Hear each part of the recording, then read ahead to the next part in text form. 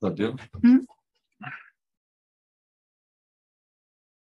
Vamos ouvir, então, o doutor Rodrigo fez o pedido para que seja ouvido como testemunha nesse procedimento e, como se trata de um procedimento que tem um interessado que está no exterior, que não, aparentemente não vai participar, né, doutor Leandro? Excelência, vai ser representado, até por conta do fuso horário, para não prejudicar. Tá certo. Então, eu abro, então, para as perguntas diretamente da parte interessada do doutor Leandro e depois eu vou abrir para o doutor Walter, pelo Ministério Público Federal. Doutor, eu gostaria de colocar duas questões de ordem. Pode colocar, doutor Walter. A primeira, doutor, é a questão da competência. Nós sabemos que a competência para ouvir o senhor Táquila Duran como vítima ou como testemunha está perante o Supremo Tribunal Federal, uma ação que foi reconhecida na véspera da aposentadoria do ministro Lewandowski. Então, eu gostaria de suscitar essa incompetência do juízo. Tá.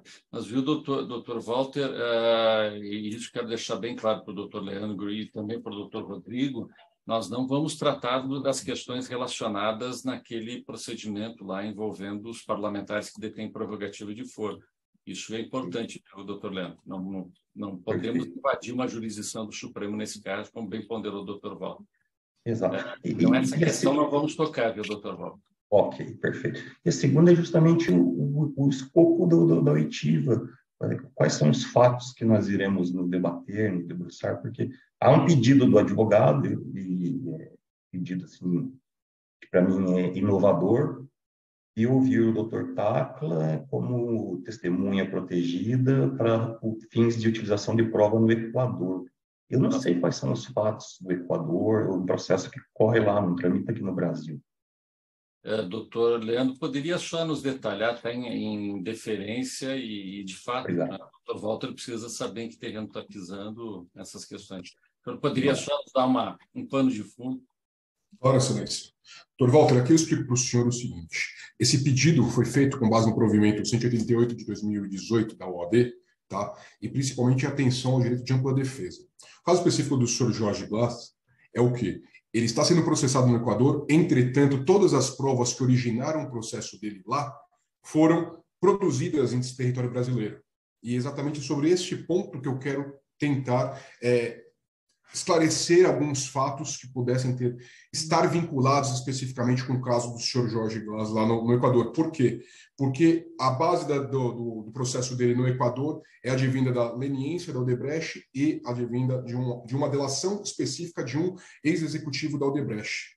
Executivo esse que pode ter tido uma comunicação com o senhor Rodrigo ou não, tá? E em virtude dessas informações que sobrevieram nos últimos tempos sobre a viabilidade dos acordos e, principalmente, com base lá na decisão do ministro Lewandowski sobre a viabilidade das provas que foram feitas, o rompimento da cadeia de custódia e tudo mais. Então, na defesa do senhor Jorge Glass, eu entendi pertinente questionar o senhor Rodrigo como uma testemunha, e aqui testemunha protegida por conta não do processo do senhor Jorge Glass, mas por conta do que eu verifiquei na mídia em que ele foi colocado numa qualidade de testemunha protegida a partir do depoimento dele. Então, os fatos vão ser relacionados ao quê? Como que foi feita essa negociação, se ele tem conhecimento sobre isso, tá? E como que foi feita essa remessa das informações da Odebrecht para a sucursal do Equador, em que há, de fato, uma ação penal em face do senhor Jorge Glass, Espeniel. Então, as provas do Equador, elas são única e exclusivamente compartilhadas aqui do Brasil, é isso?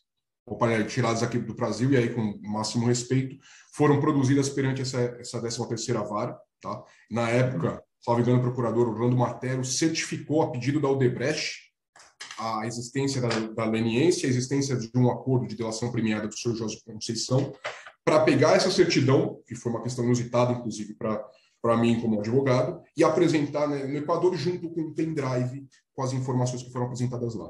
Então, eu quero tentar verificar se o senhor Rodrigo tem algum conhecimento sobre isso. Tá. O senhor quer a oitiva do senhor Rodrigo Táquila Duran como testemunha?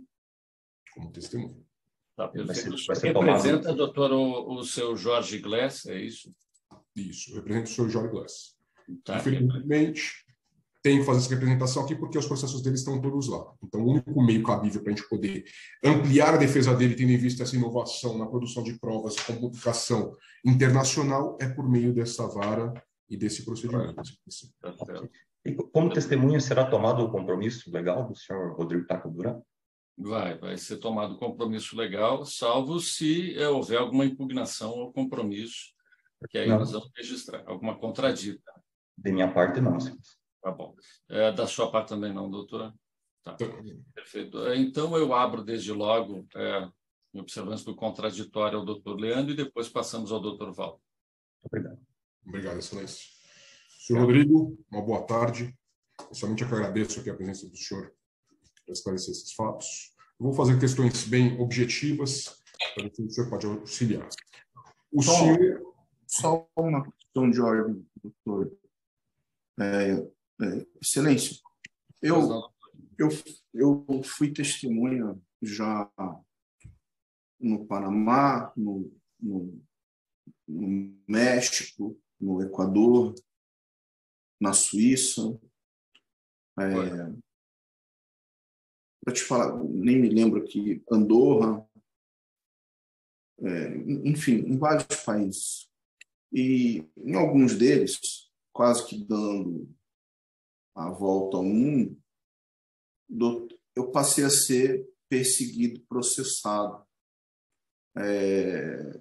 Em vários deles, felizmente, já foram arquivadas os mesmos fatos das ações penais que o Dr. Walter se referiu aí com relação à suspensão ou não, e que absolutamente vou tratar delas, até porque ali eu sou indevidamente acusado.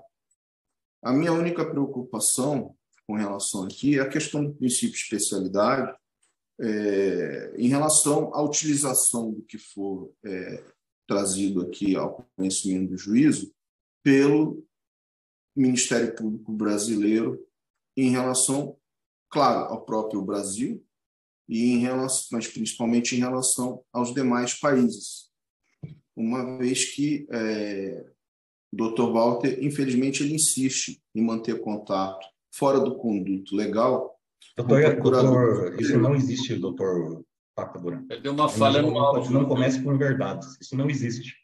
Não, só eu não ouvi o que o senhor falou. Desculpe, cortou o áudio aqui. Só Essa parte final eu não ouvi. Eu lhe ouvi atentamente, doutor Walter. E o senhor está falando de verdade. Eu gostaria de concluir, depois o senhor pode ficar à vontade. Então, esses fatos, eu fui testemunha, não tem problema nenhum em ser novamente, serei sempre que for requisitado.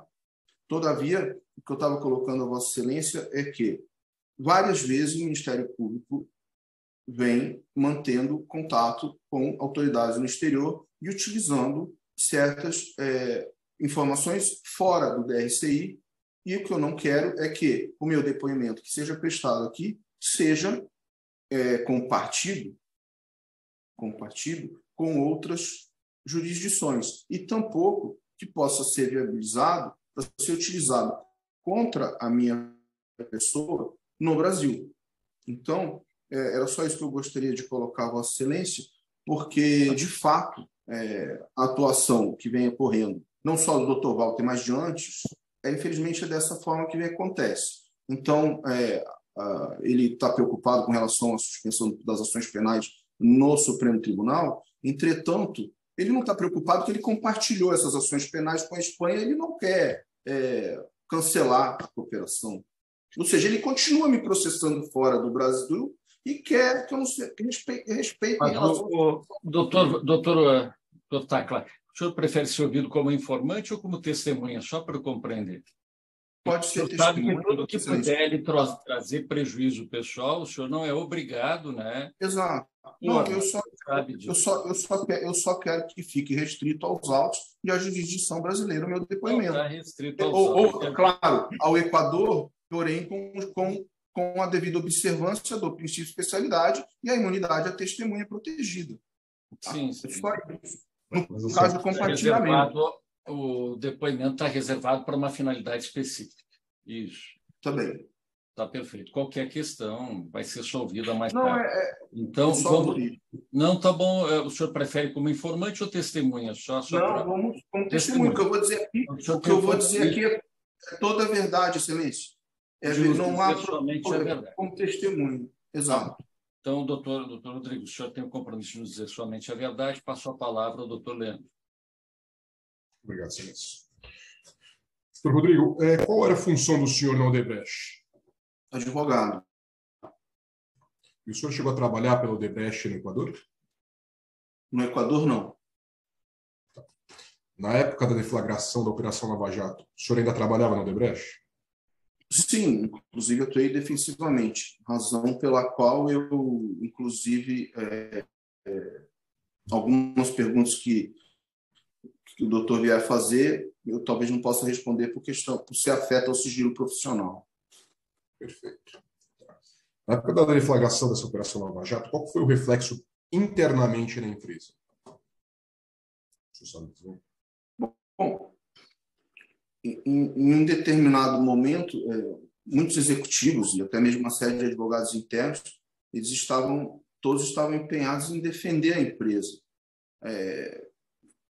Claro, a operação afetou diretamente toda a atividade comercial da empresa, tanto no Brasil como em outros países. Principalmente a partir de algumas prisões, o desequilíbrio era grande, causado por algumas prisões alongadas, executivos que normalmente relatavam aos advogados que vinham sendo constantemente forçados, humilhados a delatar, porque até aquele momento a própria empresa ainda não havia cedido, nem concordado em fazer um acordo. Na realidade, naquele momento aí pré-acordo, 2015, por aí, na verdade, mais que advogados, a gente foi bastante psicólogo. Certo. E nesse período ali de 2015, pré-acordo, o senhor tem conhecimento sobre como funcionou a negociação desses acordos celebrados pela companhia, pelos executivos, especialmente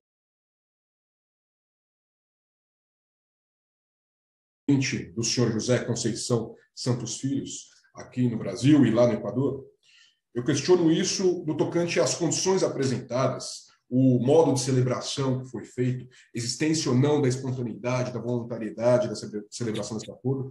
O senhor pode esclarecer para nós sobre isso?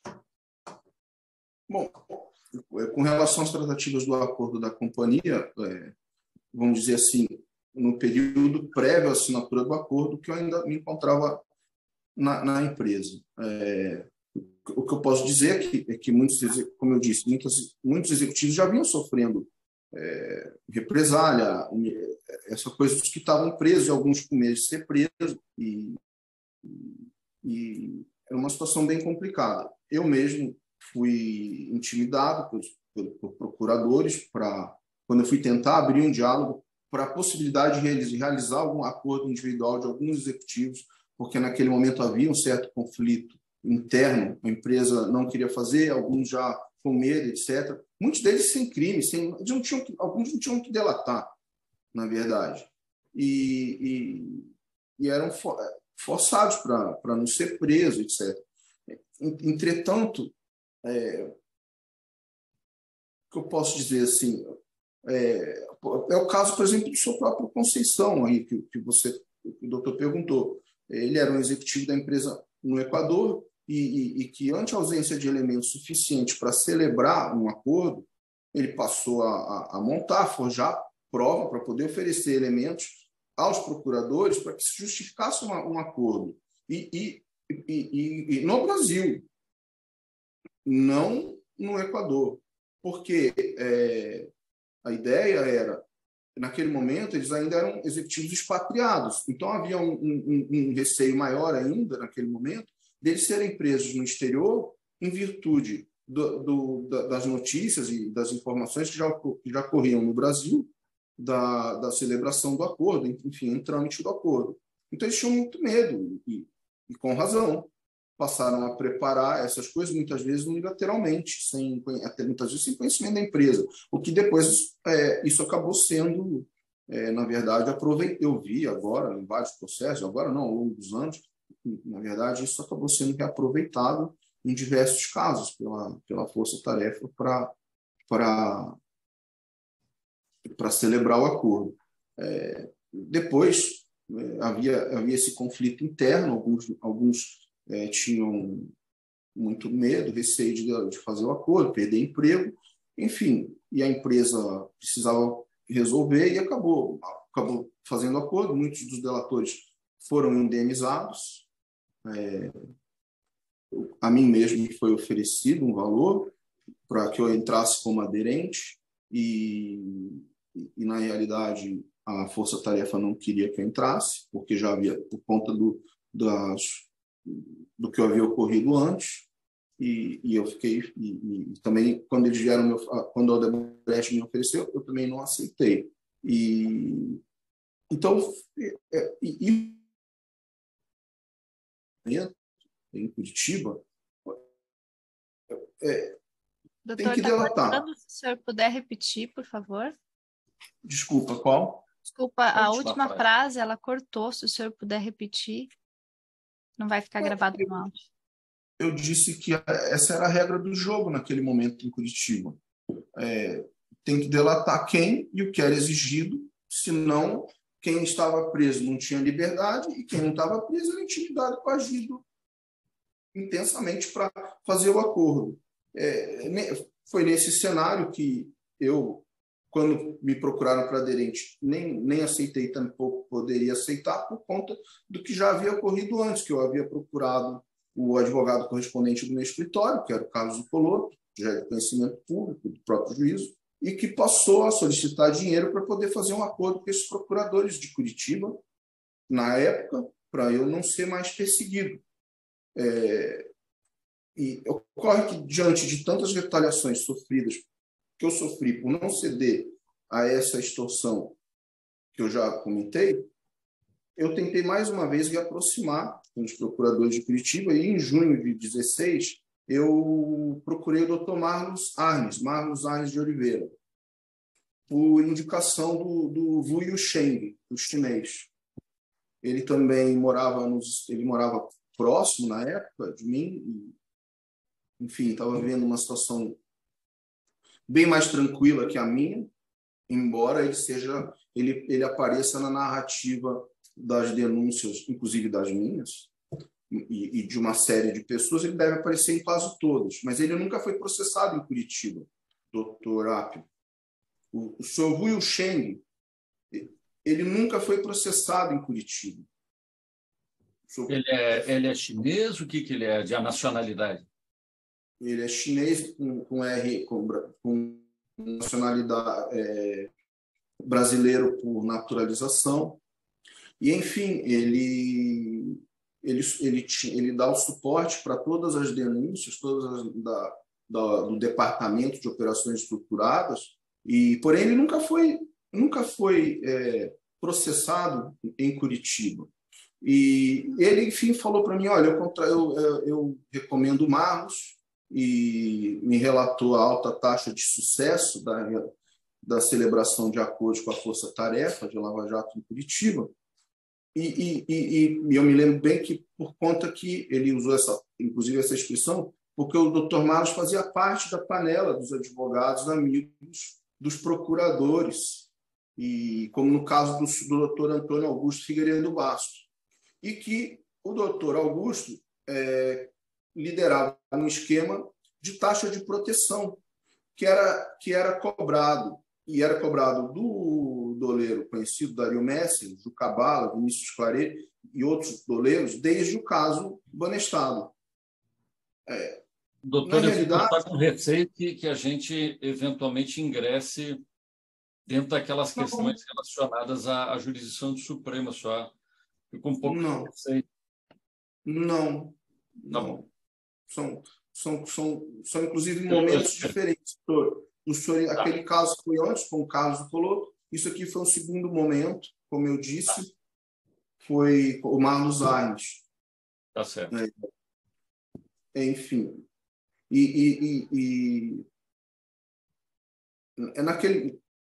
Naquele momento que ele me recomendou o Marlos, me fazia muito sentido, porque e me comentou a questão do Antônio Augusto Figueiredo Bastos, porque na Odebrecht, já vários advogados, na época, a gente estudava o caso, a própria origem, e a gente sabia que o Figueiredo Bastos estava por detrás da operação, reutilizando, reciclando, com caneta emprestada, a delação de um ganso. Aqui todo mundo é operador de direito, a gente sabe o que é ganso. Um ganso profissional de estimação do então titular aí da vara, e desde diversos processos passados, no caso do Alberto Youssef. E, ao mesmo tempo, o doutor Figueiredo Bastos, ele intermediava e coordenava de maneira oculta a delação da UTC, o senhor Ricardo Pessoa, que era sócio de fato e de direito do senhor Alberto Youssef. E daí é mais ou menos a gênese da operação. E aí, para mim terminar de me convencer a contratar o seu Marlos, o VU ainda me relatou que ele também participou das operações de pagamento dessa taxa de proteção, pagas pelo Dario Messer, pelo Jucabalo, Claret, ao Antônio Figueiredo Bastos, seu sócio Luiz Gustavo Rodrigues Flores, e depois o VU pagou $500 mil para o próprio Marlos Arres de Oliveira, para não ser processado em Curitiba. E, de fato, como eu disse, ele nunca foi processado em Curitiba, embora é narrativa constante. E ele me falava isso com muita tranquilidade naquela ocasião.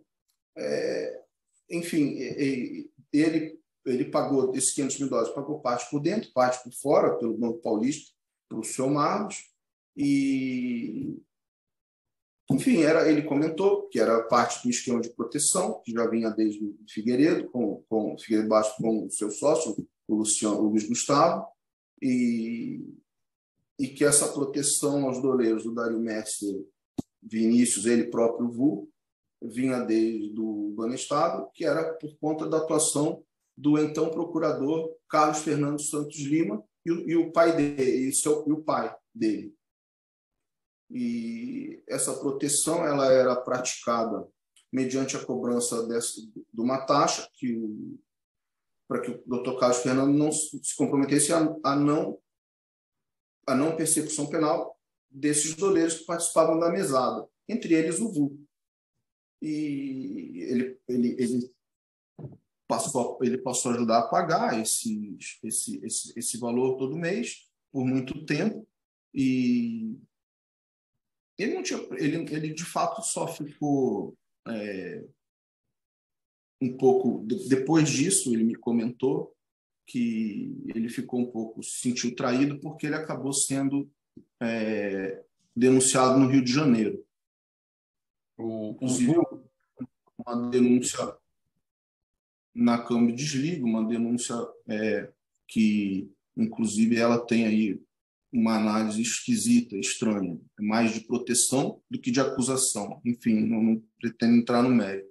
Mas, enfim, depois disso, isso ainda antes de acontecer a denúncia contra ele havia me comentado que ele recebeu os pagamentos, ele também recebeu $750 mil do seu Figueiredo Bastos, do seu Luiz Gustavo Rodrigues Flores, enviado desde uma conta no Banco Vontobel, na Suíça.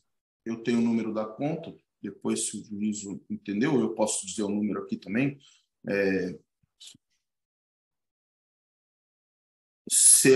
O IBAN CH 55 08 75 70 00 01 10 21 29 1. Banco Vontobel, titular offshore Big Pluto Universal SA, do próprio Figueiredo Bastos e do sócio. Esse valor saiu, então, dessa conta na Suíça. Para quem mesmo? Para o sócio dele? Não, essa conta, a Big Pluto era dos dois, né? Do Luiz Gustavo e do Figueiredo Bastos. O nome dessa Big Pluto Universal com essa conta. Essa conta enviou $750 mil para o VU e o Sheng. A empresa dele chamava-se Ultra Sky Corporation Limited, com conta no Hang Seng Bank de Hong Kong, e a conta do VU era a número 408-045-883. E o VU, esses $750 mil que o VU recebeu nessa conta, ele entregou em espécie nos endereços dos escritórios do doutor Figueiredo Basto, do doutor Carlos Ucoloto, Luiz Augusto Flores, e os escritórios dos quais esses valores destinavam ao doutor Carlos Fernando Santos Lima e o pai dele, e que rotineiramente frequentavam esses escritórios. Então, assim, todo o ambiente que o senhor me perguntou, doutor Leandro, era esse ambiente. Quem pagava a proteção não era nem denunciado. Quem não pagava era arregado para delatar. Se não delatasse, não saía da cadeia, ou então era ameaçado de ir para a cadeia. Essa proteção era comercialmente tão oferecida por essas pessoas que não é só esse exemplo do VU não ter sido processado em Curitiba. Existe, por exemplo, outro exemplo disso, é a empresa Percons S.A., envolvida, não sei se é o caso ou não, porém notícias que dão que ela era envolvida na questão das máfias dos pardais. Essa empresa, ela ou era cliente do Carlos Ucoloto. E ela foi delatada pelo Adir Assad no termo 36 do acordo de delação premiada dele, homologado pela 13ª Vara, devido à lavagem de dinheiro no importe de 12 milhões, aproximadamente, para compra de nota fria, geração de recurso em espécie.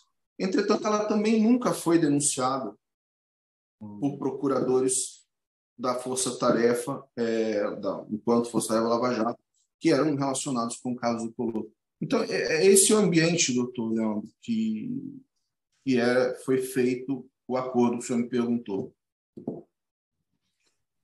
O senhor falou que havia, então, uma certa promiscuidade ali entre os agentes e os advogados e eventuais acusados, então. Mas isso, então, não está diretamente relacionado com os dois parlamentares que estão sendo investigados em Brasília. São questões que não afetam a jurisdição do Supremo, então. Não. Isso era uma questão que vinha desde o caso do Banestado, o doutor Carlos Fernando Santos Lima, o pai dele. Como é que é o nome do pai dele? Não sei. Isso me contou... Nem sei se pai é pai ou apelido, né? Enfim, foi a expressão que o VU, quando me contou, colocou. E ele colocou os pagamentos, inclusive, foram 3 pagamentos, os $750 mil que ele recebeu. Eu tenho aqui anotado, excelência. Foi primeiro, em 20 de maio de 2016, foram transferidos $400 mil da conta do Figueiredo Basto para a conta do VU. Em 7 de junho de 2016, foram transferidos $230 mil da mesma conta do Vantobel Suíça, do Figueiredo Basto, do Pluto, para Ultra Sky, no Hang Seng, Hong Kong, do VU.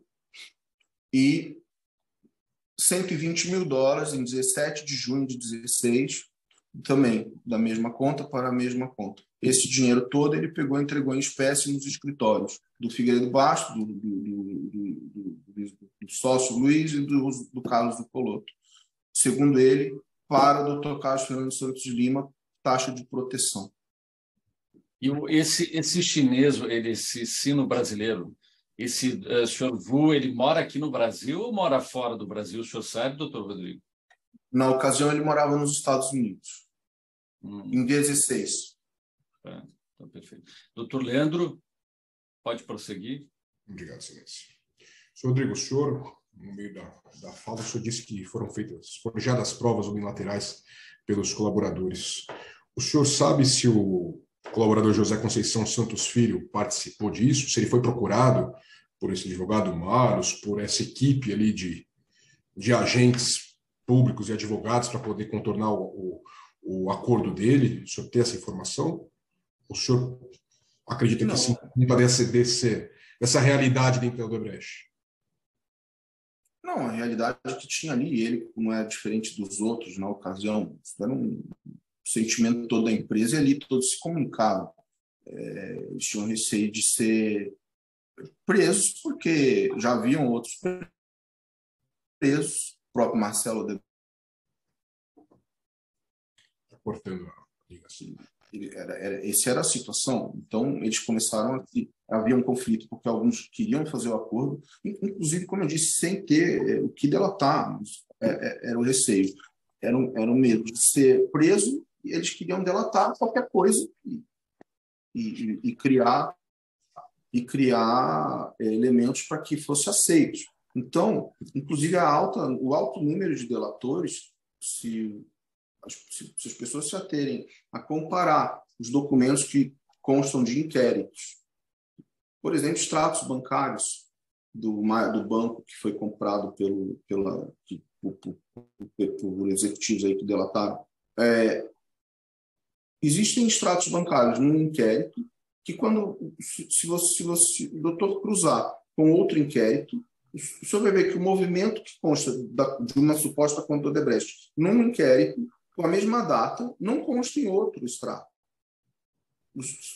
Se cruzarem os inquéritos, vai ver que o extrato é fraudado. Não tem grande perícia. As provas utilizadas nos autos se autocontradizem. São falsas.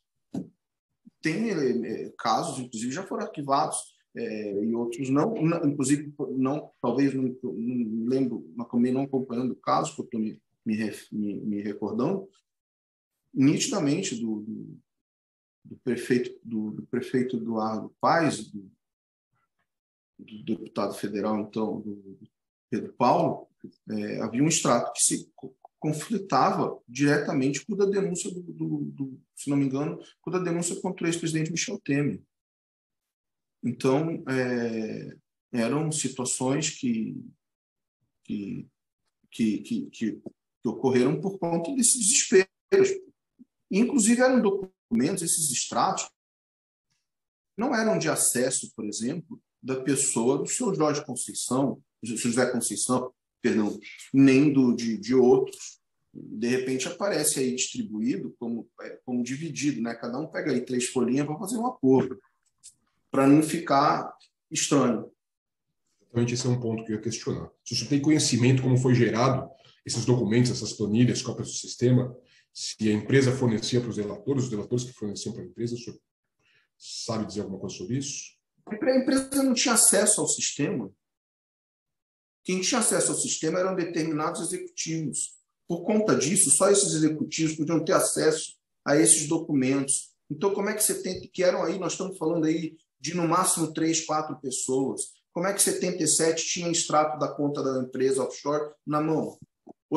Ou quem pode... É muito infantil achar que a empresa saia dividindo diariamente extrato de conta reservada, que nem eu conhecia, que nem o Marcelo Odebrecht conhecia, na mão de 70 pessoas. Isso absolutamente não existiu. Isso existiu no mundo da delação de Curitiba. Exigido.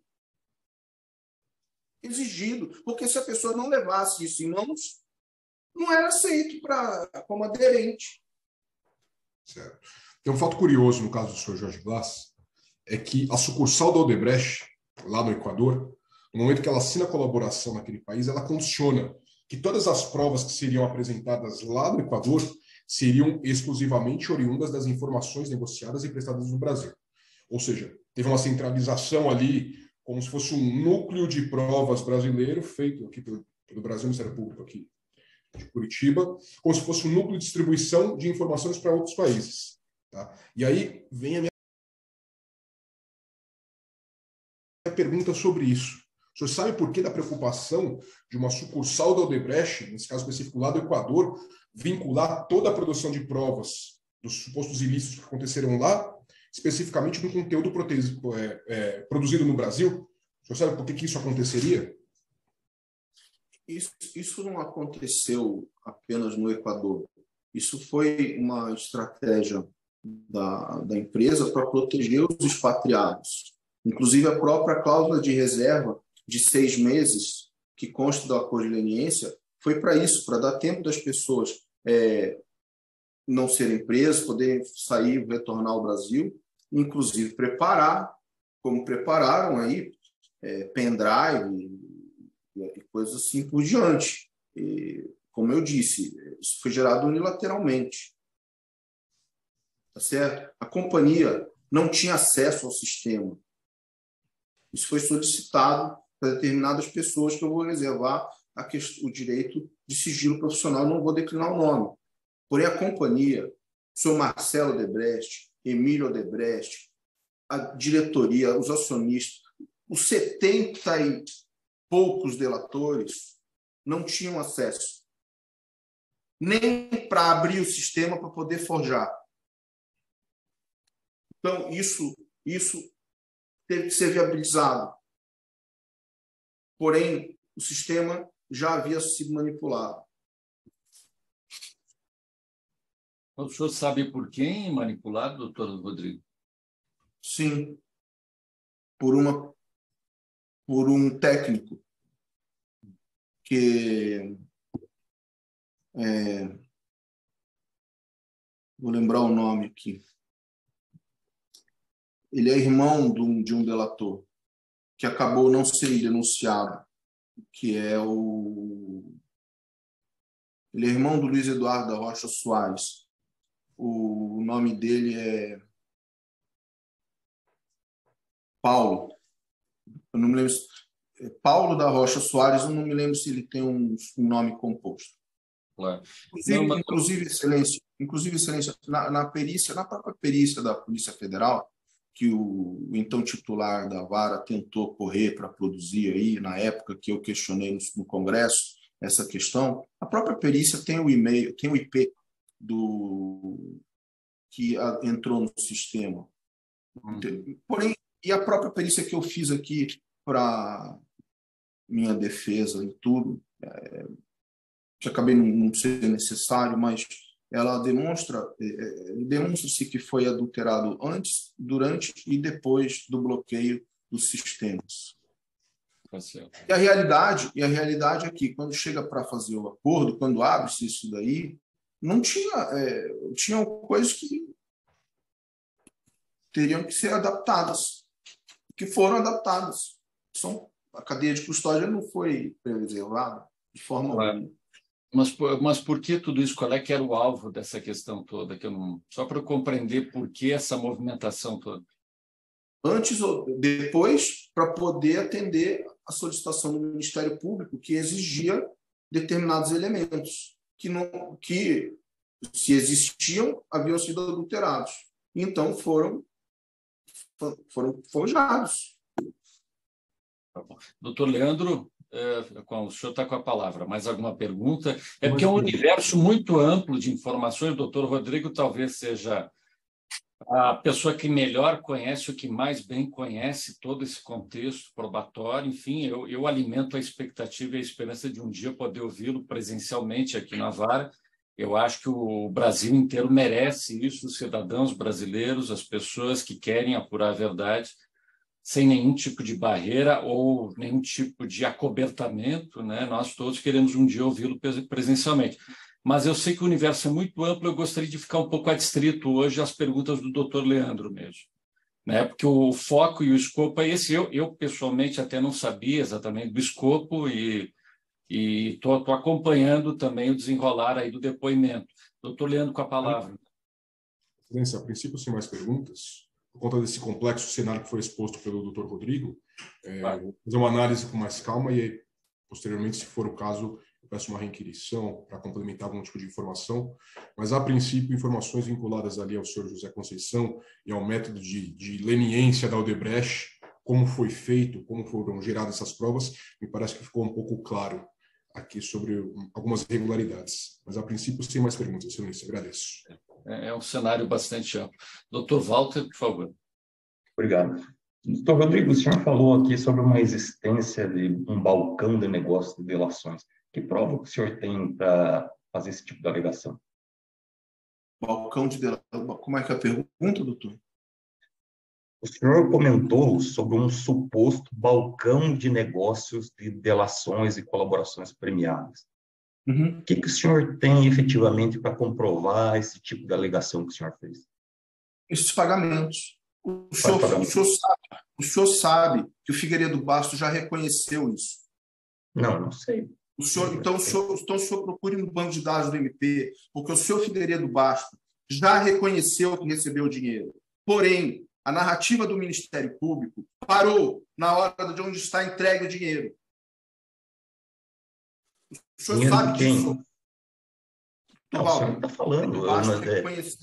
O senhor é testemunha disso. Eu estou lhe perguntando. O senhor não me faz perguntas. Eu vou lhe responder. Não estou fazendo pergunta, eu estou lhe afirmando. O doutor Figueiredo Bastos reconheceu que recebeu $750 mil do VU. Quem? Vu Yu Sheng. Ok. Ele reconheceu. Se o senhor tiver dúvida do que eu estou falando, eu lhe digo. E se o senhor quiser, também lhe provo. Porém, a questão é a seguinte: esse pagamento foi para a taxa de proteção do senhor Carlos Fernando dos Santos Lima. Procurador. Eu vou lhe responder. Como o seu Juca Bala, Vinícius Claret, também já declarou que pagava os $50 mil. Essa movimentação estão nas contas do VU. Como eu paguei $600 mil para o seu Marlos Arnes. O VU nunca foi processado. A Percos nunca foi processada. E o Vinícius Claret, o Dario, os demais doleiros nunca foram processados em Curitiba. Isso é fato. É sobre isso que eu estou falando. Esse dinheiro transitou como? Transitou da mesma forma que as denúncias narram aí. Da mesma forma. Foi transferido dinheiro em espécie, foi transferido dinheiro da conta, esse caso, da Big Blue, para a conta do Vu Yu Sheng, que transformou em dinheiro e levou e entregou no escritório do Figueiredo Bastos, do Carlos Zucoloto e do sócio deles. Se o senhor acha que isso é insuficiente, o senhor me perdoe, o senhor não deveria ter me acusado e nem sustentado a denúncia, porque é a mesma forma que eu estou sendo acusado. Dizem que eu fui numa garagem para receber e entregar dinheiro, mas não tem herb, não tem registro de portaria e não tem câmera. Então, eu espero, doutor Walter. Os $16 milhões que o senhor tem em Singapura, qual que é a origem? Estão lá e declarados. Nunca paguei ninguém. Qual é a origem? Aí na DCBR, o senhor sabe disso. Na minha DCBR, no meu imposto de renda, a origem é meu trabalho. Eu vou ter que interferir. Eu vou ter que interferir, desculpe, porque assim nós estamos perdendo um pouco da objetividade no questionamento. Eu entendo totalmente a posição de Ana. Para me acusar, porque ele é suspeito. Rodrigo é advogado, o doutor Walter, um procurador experiente. Então, assim, se nós pudermos ser mais objetivos, que nós estamos perdendo um pouco o foco. Pelo que eu entendi, o doutor Leandro estava focado na questão lá do Equador. Né? Concordo, senhor. Então, nós estamos pegando um cenário amplo. Como eu disse, um dia nós vamos ter oportunidade. Eu tenho absoluta tranquilidade, confiança, tranquilidade de espírito, que um dia nós vamos ouvir presencialmente aqui o doutor Tacla com ou sem obstáculos. Nós vamos com calma. Se levar 10 anos para ouvir, nós vamos levar 10 anos. Não há problema nenhum. Eu pretendo ficar aqui muito tempo. Um dia nós vamos ouvir presencialmente o doutor Tacla aqui e vamos ter a oportunidade de apurar tudo isso. Se quiserem, evidentemente que nós podemos, né, encaminhar tudo isso para a Polícia Federal em Brasília no dia de hoje, e amanhã nós vamos ter, provavelmente, o encaminhamento dessas questões. Mas essa é uma opção dos senhores, né? Iniciar uma nova apuração sobre o que está acontecendo sem antes nós termos o trânsito normal da apuração em Brasília hoje, que está no Supremo. Não, mas olha, então vamos acalmar os ânimos. Eu fiz uma questão objetiva, doutor Rodrigo. Como o senhor sabe, o senhor disse dinheiro em espécie, o senhor presenciou essa negociação? Por quê? Alguém presenciou que eu estive na garagem da UTC? A pergunta é a mesma, doutor. A pergunta é a mesma. A pergunta que o senhor tinha que estar fazendo para mim, o senhor deveria fazer na minha denúncia, para si mesmo. O senhor está distorcendo. O senhor não quer esclarecer nada, doutor Rodrigo. O senhor não quer esclarecer nada. Voltando um pouco, doutor Rodrigo, doutor Walter, e pelo que eu pude compreender, o doutor Rodrigo, viu, doutor Walter, já respondeu que o VU esse contou para ele não presenciou. Exato. E que eu entendi na primeira fala dele. que o chinês contou para ele como se deu a transação e ele passou já os dados da conta bancária. Enfim, isso pode ter um aprofundamento de investigação que não compete a mim, pelo contrário, até quanto menos eu interferir, tanto melhor, para depois, se tiver que julgar. Eu acho que, pelo desenhar, pelo andar da carroça, vai ser uma investigação muito ampla e vai pegar todo mundo, né? E vai ter que haver explicação de todo mundo nessa questão. Então, mas isso eu me parece que está fugindo do escopo hoje da nossa audiência. Não está fugindo não, Excelência, porque aí o senhor até respondeu bem, que para mim não tinha ficado claro, de ouvir dizer. Não foi, ele não presenciou. Do senhor Vu, esse que... Isso. Foi o que eu entendi que o senhor Vu... Eu faço uma pergunta para o doutor Rodrigo. A resposta. Só complementando. Além de eu ouvir dizer do Vu, e a analogia dos casos que eu lhe comuniquei aqui, ocorre o seguinte: o senhor Figueiredo Basto reconheceu o recebimento e reconheceu que recebeu em espécie no escritório. Mas reconheceu que recebeu... Essa pergunta que o senhor está fazendo a mim, o senhor deveria investigar e perguntar ao senhor Figueiredo Basto o que ele fez com $750 mil que ele recebeu no escritório deles aí. Porque ele já disse que recebeu. Não sou eu que estou dizendo. Ele já reconheceu que recebeu. Eu nem conheço Figueiredo Basto. Então, o senhor fala que ele admitiu que recebeu dinheiro para negociar delações premiadas, é isso? Não. Ele recebeu das pessoas que pagavam a proteção, a mesada, $750 mil, que foi através da conta do VU, entregue no escritório dele, entre outros dinheiros. E essa mesada ia para quem? Esses que eu estou tratando dos 3 do VU. Eu não estou falando do resto, porque deve ser a mesma coisa, mas eu falo sobre o que eu sei. Os $750 mil foi por conta do VU e o VU entregou ao escritório. E o Figueiredo Basto reconheceu que recebeu no escritório. Agora, se ele pagou o pai dele, se ele pagou o quitandeiro, etc., eu estou lhe dizendo os fatos que eu sei, que eu tenho conhecimento. O VU recebeu, entregou lá para isso. Agora, se o seu Figueiredo Basto, que admitiu que recebeu, fez outra coisa, não cabe a mim investigar. Cabe eu dizer para você o seguinte, doutor Walter, como membro do Ministério Público, o fato da transferência é fato. Existem os extratos, dei data, valor, número de conta. O senhor Figueiredo Basto admitiu que recebeu isso daí dentro do escritório dele. E o VU disse que pagou não só para ele, como para outros. Tá certo? É isso que eu estou testemunhando. Se a partir daí,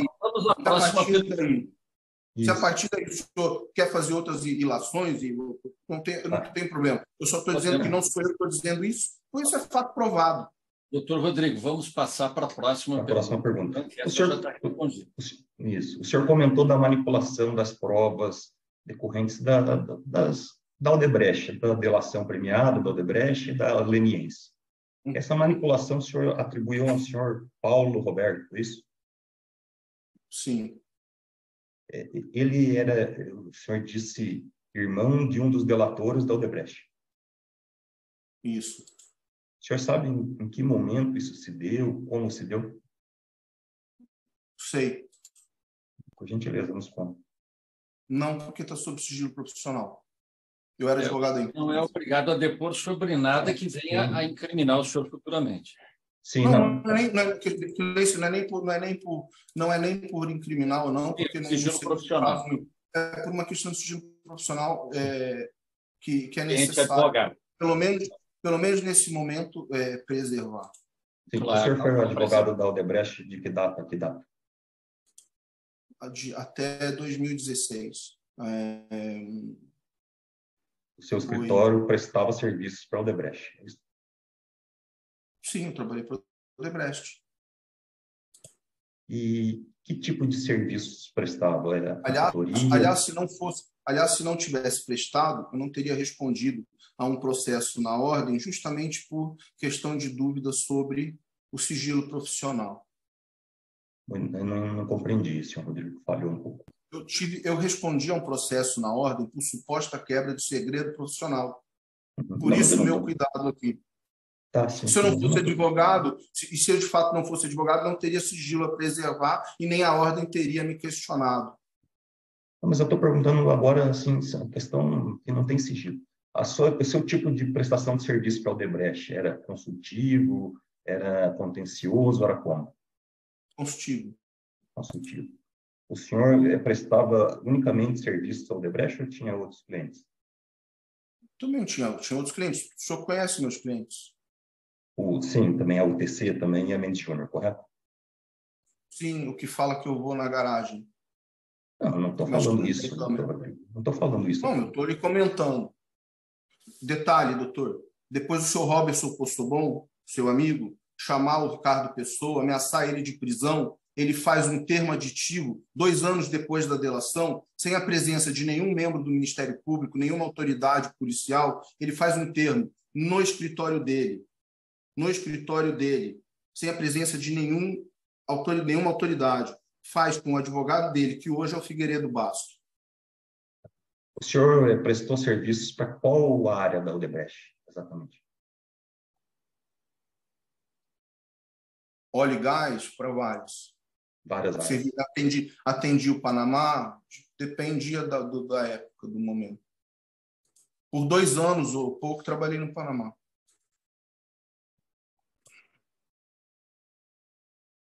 Vou fazer umas perguntas, eu já estou satisfeito. Obrigado. Dos quais, doutor Walter, tentaram me acusar no Panamá, triangular, e o senhor tem conhecimento que eu já fui julgado, tenho a decisão certificada, inclusive já encaminhei ao juízo, sim, da qual tem imunidade por penal por mérito, e que diga-se de passagem, excelência, isso é importante complementar aqui, antes da gente encerrar, porque vejamos nós aqui como contraditória a postura do Ministério Público Federal em Curitiba. No caso aí do Equador, o seu Jorge Glass foi acusado, foi preso, foi condenado, pelas notícias que eu li, por conta da delação do seu Conceição, que apresentou no Equador uma certidão emitida pelo seu Orlando Martello, nesse quadro todo aí que a gente comentou das proteções. Essa certidão era aos efeitos da aplicação do princípio nebis in idem em razão e não persecução penal no Equador, não é? Com base num acordo que o então procurador-geral Janot, o doutor Gil Janot, havia celebrado com esses ministérios públicos, do Equador, do Panamá, do México, enfim. Então, a certidão do senhor Orlando Martello, ela vale no Equador. O seu Conceição não foi processado no Equador. Porém, a minha certidão, emitida pelo Panamá, nos mesmos moldes da emitida pelo doutor Orlando Martello, parente do doutor Marlos Arnes, não vale em Curitiba, não valia pelo menos. Não é? Tem um parecer não me lembro se do doutor Walter, mas enfim, do Ministério Público, que era contrário